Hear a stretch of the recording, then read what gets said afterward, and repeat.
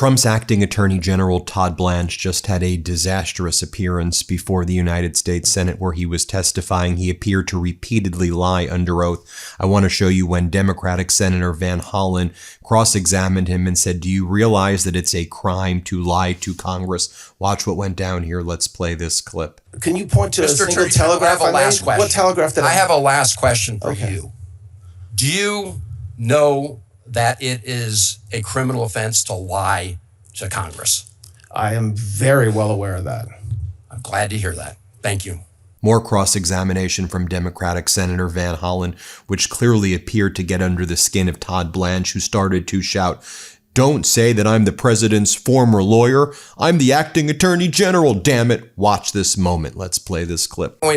You're not going to submit this proposal to any federal judge or independent. There is no judge. Any independent authority? What does that mean, an independent authority? It means not somebody who's getting to pick 5 of the members who is the president's former personal attorney. That would be somebody who would be independent. I'm the acting attorney general, okay? The fact that I used to be President Trump's lawyer is just a fact, but I'm the acting attorney general. So don't say the president's former personal lawyer will do something. The acting attorney general will do something. Mr. Attorney General, you are acting today like the president's personal attorney. And that's the whole problem. You have a whole banner of his face hanging over the Department of Justice, and you and everybody else walks under it. And you are acting like you're his current personal attorney. Mr. Chairman, I have no further questions. Now, before Acting Attorney General Todd Blanche had this nervous breakdown, had this complete meltdown on live TV, Senator Van Hollen was cross-examining him about the slush fund that he and Donald Trump were creating after Donald Trump, in his personal capacity, sued the federal government for $10 billion, stating that during Trump's first term in 2019, his tax returns were leaked by a Trump IRS worker, and Trump sued for $10 billion, then entered into a settlement but didn't tell the federal judge that there was a settlement, and then created a slush fund for $1.776 billion that he's going to be handing out to January 6th insurrectionists. And watch as Van Hollen cross-examines Blanche. So are you going to give this money to people who assaulted Capitol Police officers, like Oath Keepers? Is that what you're going to do? Here, play this clip. Simple question. Will individuals who assaulted Capitol Hill police officers be eligible for this fund? Well, as it makes plain, anybody just let me know if they're eligible for the fund. As was made plain yesterday, anybody in this country is eligible to apply if they believe they were victim of weaponization. Mr. Attorney General, let me ask you this. Are there going to be rules that say that if you've assaulted a Capitol Hill police officer or committed a violent crime, you will not be eligible? Why not make that a rule? I expect that, because I'm not one of the commissioners setting up the rules, I expect that there will be rules. You're appointing 4 of the 5 members, aren't you, Mr. Attorney General? Pardon me? You're appointing 4 of the 5 members. I am appointing all 5 members. You can certainly set up the rules. I would hope you would make a rule that anyone convicted of assaulting a police officer or a violent crime is simply not eligible. They should not apply. Next, we heard from Democratic Senator Reid, who said, let's talk about when you were meeting with Ghislaine Maxwell, and then she was moved from this this highly guarded facility to this club fed. Can we talk about that? And then Todd Blanche is like, what, you think Donald Trump called me and told me to meet with her? Yeah, that's what we all think. Here, play this clip. This is a travesty of the law in the United States and the Constitution. You had an opportunity to go down and talk to Ghislaine Maxwell. And then a few days later, she was transferred from a high security prison to a very comfortable. I mean, that's very comfortable. It's just not true. She was not in a high security prison. She was transferred from a low security prison to a low security prison. I mean, you're looking at me like that's verifiable. Well, I don't think at the other prison she had her own room. She had access to a private shower. She could have pet therapy. And I don't know if any of that is true. I'm not disagreeing with you. It is true, and you should know it, Mr. Attorney. I should know that? You should know. Whether an inmate has access to her own shower? No. This is a person of extra special interest to the President of the United States. He's known her. Why did he send you down to talk to her? He didn't send me. I went. What do you mean? You think President Trump called and asked me to go interview a witness in federal prison? Honestly. Yes, I do, frankly. Well, because you know why? Didn't. Because the deal was in. He needed somebody he could rely. He needed somebody he could rely upon to talk to her and say, what would she say if she was asked about Jeffrey Epstein? And you were the perfect choice. And you went down there, and suddenly, shazam! She's out of what is a more confining situation into a much more relaxed federal prison. Every word that I asked her is recorded and available to you to review. If there's criticisms of the question that I asked her, go ahead and make them. But the president did not have anything to do with my choice to go interview Ms. Maxwell. If I wouldn't have went and a career would have went, you would have said, why didn't you go yourself? Just like you expect me to know whether she has access to her own shower. You so should. I did go. Everyone in the United States who reads the newspapers know that. I guess you don't, read things like that. This whole hearing, I think, is exposing something, which is, to me, very frightening. You're a very gifted lawyer. But from my perspective, you have very little faith to the Constitution and the people of America, and you're the president's consigliere. Your perspective is completely wrong, Senator, respectfully. I think the facts will prove me right. Thank you. Thank you. More cross-examination here, this time from Senator Merkley, asking Todd Blanche, is the Epstein investigation closed or open? Watch what Blanche says. Let's play this clip. Realm. I want to go on to the Epstein investigation. Is it closed or open? When you say the Epstein investigation, what are you referring to, Senator? Well, the FBI said in last year in July that it had closed the Epstein investigation. So I'm just using their words. Is it open or closed? I don't believe the FBI said that. If you're referring, you're head of the Department of Justice. Is the Epstein investigation open or closed? But I guess I don't understand what Epstein investigation means. The investigation let me put it Jeffrey Epstein himself. Yes, he's dead. Back to Democratic Senator Van Hollen here, who said that a lot of the Epstein survivors are very frustrated that you and the DOJ refuse to meet with them, to which Todd Blanche appears to lie and commit perjury here and say, I've met with them. What are you talking about? We've met with the survivors. We've met with their lawyers. Watch what goes down. Play this clip. Let me ask you this about the Epstein case, because as we speak, many Epstein survivors are in New York. They're reading portions of the Epstein files about the abuse that they suffered. Otherwise, they might have been here with us today. At a House hearing, your predecessor refused to acknowledge the pain experienced by some of those victims when the administration improperly released their names in identifying information. So I want to know where you stand. I spoke to the representatives of some of the Epstein survivors yesterday. They are extremely frustrated that you keep calling for people to come forward with more evidence, but you have not met with them to hear their stories. So simple question. If I connect you with these survivors, will you meet with them?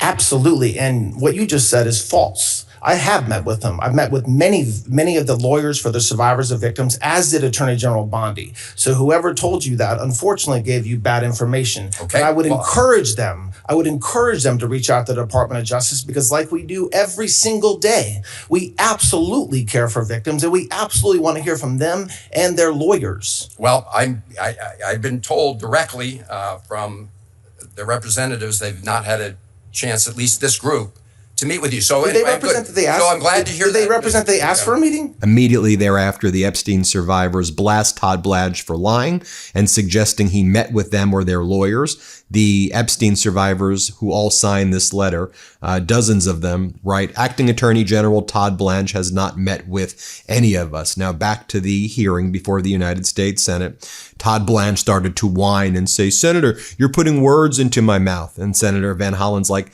I'm reading the transcript of your own words. Here, play this clip. I'm going to ask you one last time. You keep comparing this case to the Keep Eagle case. In that case, as you've admitted, a judge ultimately signed off.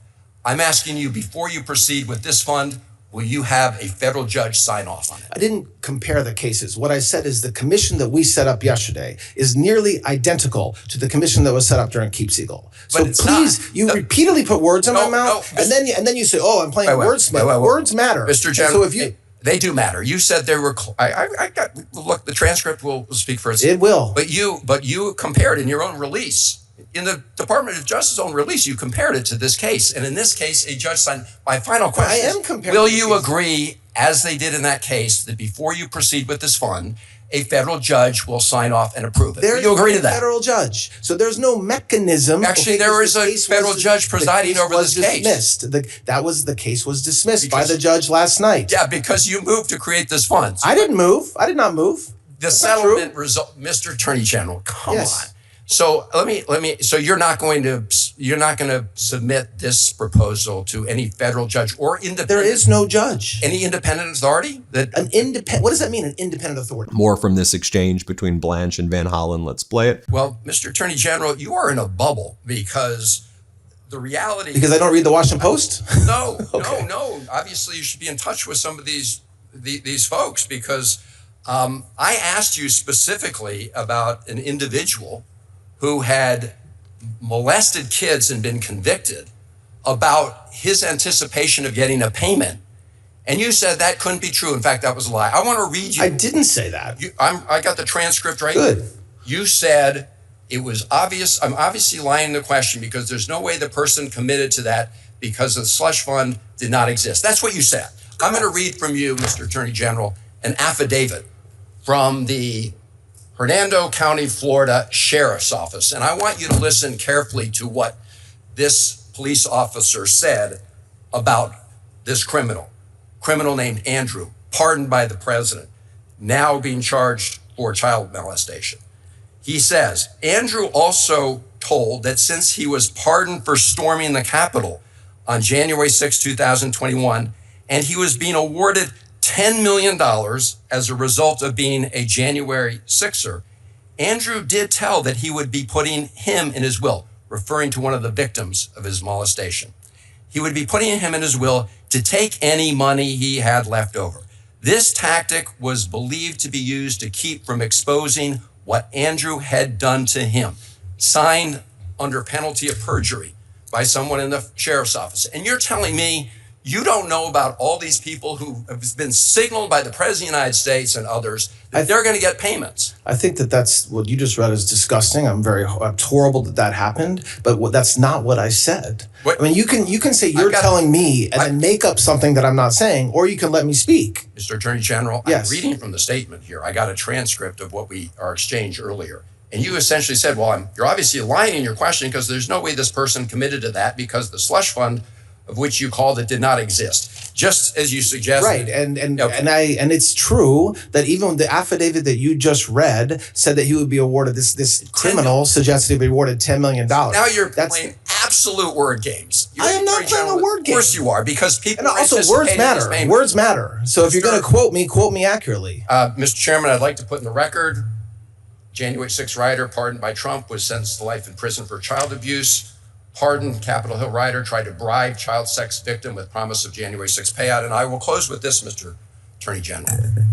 You can't tell us today that this individual would not be eligible for a payout from this fund. I find that obscene. And I'm going to. Next, I want to share with you what Senator Murray was asking Blanche, more lies from Blanche. And he's like, what you're saying is just not true. Watch what goes down. Let's play this clip. I will, yes. Okay, thank you. Senator Fisher, thank you. Now I would like to recognize the Vice Chair of the full committee, Senator Murray. Thank you, Mr. Chairman. Acting Attorney General, right now, families are paying $4, $5, even $6 or $7 for gas. Inflation is at its highest level in years because of the president's policies.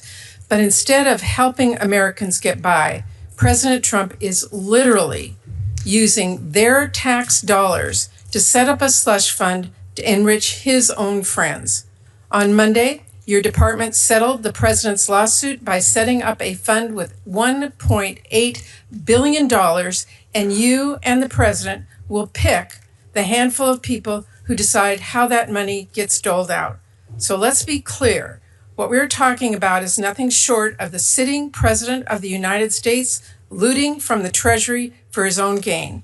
Do you seriously think this arrangement is appropriate? The president telling the federal government to settle a case and let him pay billions to the people that he chooses? What you just described wouldn't be appropriate, and that's absolutely not what happened, and that's not what's happening now. So you just set up a series of facts, most of which were not true. No, No, it's not. I mean, the president has set up a slush fund, however you want to say that it got set up, and he literally will get to choose through his hand-picked appointees who gets paid that fund. That is absurd. The president did not set up this fund. It's not a slush fund. It's been done many times. We have lots of funds. I heard your response earlier to Senator Van Hollen. This is not comparable to the case that you cited. A judge was not involved. This is the president versus himself setting up a fund. The judge wasn't involved in the distribution in the Keep Siegel case at all. It just wasn't. There was a single commissioner that was set up, not five. And so when the judge signed off on that case. Yes, it was a much later point in the litigation. That's right. My point. That is all of our point. And I just have to tell you, this is corruption that has never been more blatant or more right-sped. What is happening is you write the check, Trump and his cronies cash it, American taxpayers who are already being whacked with high prices are going to foot the bill. That's what we are seeing today, and that is what many of us are really, really angry about. So let me move to another topic. More from Democratic Senator Merkley right here. Let's play this clip. Thank you. To follow up, you noted that it would be up to the 5 commissioners that you appoint to determine whether there are any guidelines. Will you encourage the folks that you select to ensure that folks who were convicted of violent acts against police officers do not get compensation from this fund? Well, I expect they will. They don't have the option of establishing guidelines. The commissioners will establish guidelines. And so will you encourage them to have a guideline that says those who have been convicted of violent acts against police officers are not eligible? I will definitely encourage the commissioners to take everything into account when determining who should get compensation. But why not this specific issue of violent acts, convicted of violent acts against police officers? Do you feel they should get compensation after being convicted of violent acts? My feelings don't matter, Senator, in my mind. My mind is not limiting to say this, yes, I will commit to this or that. What I will commit to is making sure that the commissioners are effectively doing their jobs, and that includes setting guidelines like you're describing. Okay, I'm disappointed that you feel it's acceptable that those who are convicted of violently assaulting. Definitely did not say that. I didn't say I found it acceptable, Senator. Will you agree to encourage those commissioners to set a guideline that compensation will not go to individuals who are convicted of assaulting police officers? Just a yes would answer my question, or no? A yes will not answer that question. I mean, you're asking whether I will encourage. I don't think that's a fair word. I don't think it's the Attorney General's job to encourage commissioners to do or not do anything. Okay. Here's the full clip right here of Senator Van Hollen cross-examining Todd Blanche, asking if you know it's a criminal offense to lie to Congress. Let's play this clip. And of course. Okay. Let me go back to this slush fund, because there's also an individual who, after being pardoned by the president, went on to molest 2 children. And that person actually tried to buy the silence of these children by saying that he would pay them some of the funds that he was hoping to get from your slush fund. Can you commit to making the rules so that that person is not eligible for a payout under this fund? Well, you're obviously lying in your question, because there's no way that this person committed to that. But the slush fund, as you call it, which is not, didn't exist. I'm sure, but I can commit. Mr. Attorney General, don't ever do that again. I am reporting what he said. He said on the expectation that he hoped to get some of the funds from a payout. He's been you said from the slush fund, Senator, and that didn't exist when he said that. This is the fund that the president and all of you have been telegraphing all along that you're going to use to help the president's friends. Can you point to Mr. a single Attorney telegraph? General, I have a last question. What telegraph did I have a last question for you. Do you know that it is a criminal offense to lie to Congress? I am very well aware of that. I'm glad to hear that. Thank you. And we had Senator Coons cross-examining Blanche. Let's play this clip. Your announcement said that the fund will send you quarterly reports.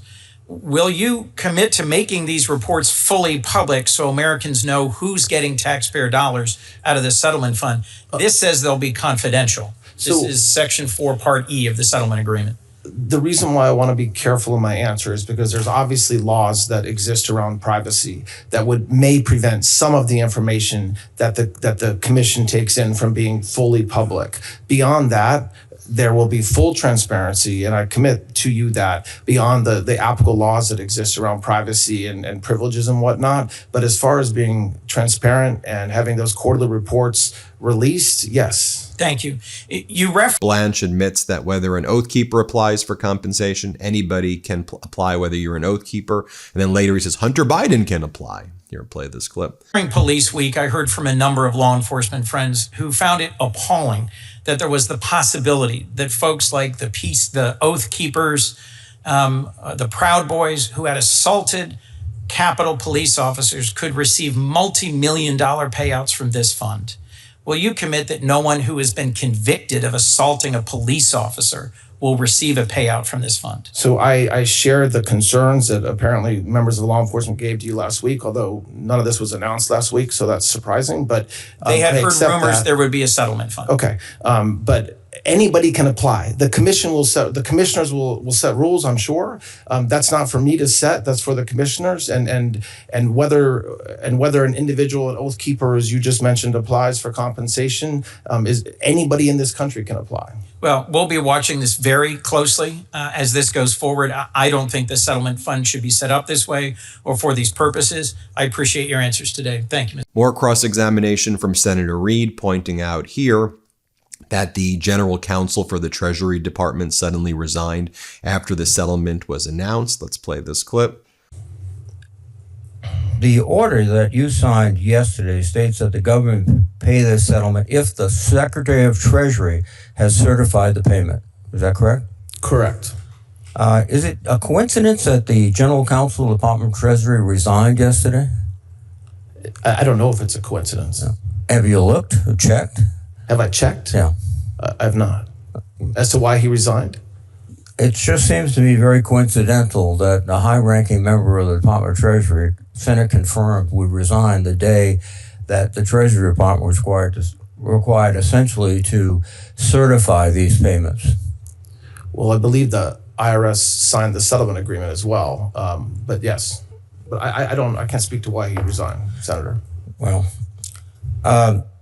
Senator Reid then also pointed out that over 405,000 people were part of this data breach during Donald Trump's first term, but it was a Trump IRS that was involved in the data breach. So then Trump, in his personal capacity in 2026, is suing the federal government, asking for $10 billion of taxpayer money because during Trump's first term, there was a data breach within his own IRS. And what about all the other 405,000 people who were subject to the data breach? Or do they get billions of dollars? Here, play this clip. Blanche, how many taxpayers' returns were leaked by the IRS contractor in the 2020 breach? How many taxpayers, excuse me? How many taxpayers' returns were leaked by the IRS contractor in the 2020 breach? I don't know the exact amount, but a lot. 405,427. One of them was Donald Trump, correct? One of them was Donald Trump, correct? One of them was Donald Trump and his family, or others, correct. Right. And Donald Trump was president at the time. Correct. So it was his IRS department that allowed this breach of privacy, correct? Well, it was a criminal who worked in the IRS, yes. Well, he was hired under Trump's administration. This is one of the Trump. Well, there was a criminal breach that led to this, yes. Very good. How many of these 400,000 people have received monetary reimbursement for the breach? I don't think any have, including the president. No, they haven't. But you've authorized the president to agree the president should have reimbursement, correct? No, we settled the case. No, there's no reimbursement to President Trump. Well, He that's filed a suit, interesting. Senator, but So President Trump, you're going to assure us President Trump and his family will get no proceeds from this? Correct. He will not. He will not get. His family will not get. Correct. And who will direct the distribution of these? Who gets the money? From the right. Victims Fund? Yeah. Well, there'll be a commission of 5 individuals that will be set up, and they will take in requests and claims and decide whether to do anything for Mission Who will name the commissioners? I will. Or the Attorney General, whoever the Attorney General is. The Attorney General. Okay. Sorry, just to correct. And one of them will be done in consultation with leadership of this body. Consultation. Well, that's good. But Then Todd Blanche finishes off by saying, but look, guys, Hunter Biden can apply for this fund. Here, let's play this clip. And otherwise, there is no limitation. So whether you're Hunter Biden or whether you're another individual who believed they were a victim of weaponization, they can all apply for to this fund. And again, it doesn't mean the commissioners will agree. It doesn't mean that they're getting $10 million or whatever was just read a few minutes ago. It just means that you can apply. And the decision by the commission. There you have it, everybody. Let me know what you think. Hit subscribe. Let's get to 7 million subscribers. Thanks for watching. Want to stay plugged in? Become a subscriber to our Substack at MeidasPlus.com. You'll get daily recaps from Ron Filipkowski, ad-free episodes of our podcast, and more exclusive content only available at MeidasPlus.com.